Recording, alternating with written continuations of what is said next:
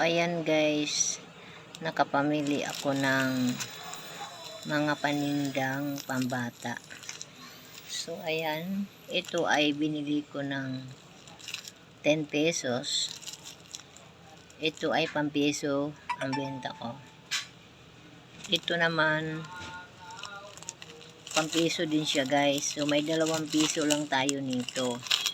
Pero ito guys ay hinahati ko siya ng 4, sinisiparate ko siya. So, binibinta ko siya ng 4-5. Ayan. So, yung isang balot ang puhunan dito ay 10 pesos.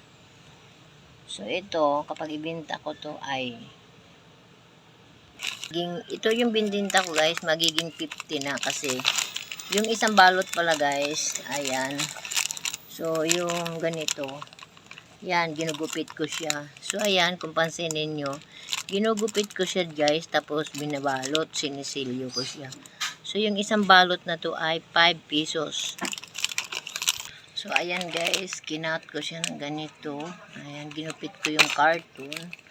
So, nahati ko siya ng 3, tapos sinilyuhan ko dito para pag ibigay sa bata ay nakaganyan na siya. So, ayan, 3. 15.